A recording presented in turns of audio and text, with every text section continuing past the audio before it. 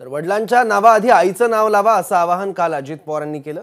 तसंच महिलेच्या नावावर घर घेतल्यास सवलत मिळते असं वक्तव्य अजित पवारांनी केलं। त्यांच्या याच वक्तव्यावरून मनोज जरांगेंनी प्रतिक्रिया दिली आहे। मुलाच्या नावासमोर आईचं नाव लावा असे काही लोक म्हणतात, मग आईची जात लावायला काय हरकत, काही नाही असा टोला जरांगेंनी अजित पवारांना लगावला आहे।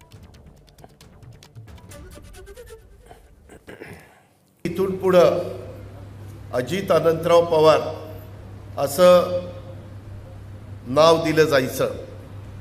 कुठलंही जन्माला मूल आल्यानंतर त्या मुलाचं नाव, नंतर वडिलांचं नाव, नंतर आडनाव। आता आपण नवीन निर्णय घेतलेला आहे की इथून पुढं मुलाचं किंवा मुलीचं नाव, त्याच्यानंतर आईचं नाव, नंतर बापाचं नाव आणि नंतर आडनाव। कारण शेवटी महिला देखील समाजातला एक महत्त्वाचा घटक आहे।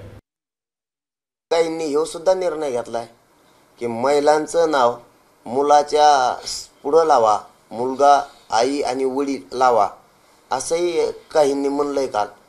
पण काहींना हे लक्षात आहे ना की आईची जात लावा म्हणतं तर काय दुखत आहे। मुलाच्या समोर आईचं नाव लावा काही जण म्हणतात, कालच म्हणलेत काही जण। काही जणांना हे नाही दिसत की मग आईची जात बी लावली पाहिजे मुलाला आरक्षणाचा लाभ घेण्यासाठी। काहींचं तवा तिथं तोंड उघडत नाही। एबीपी माझा, उघडा डोळे बघा नीट।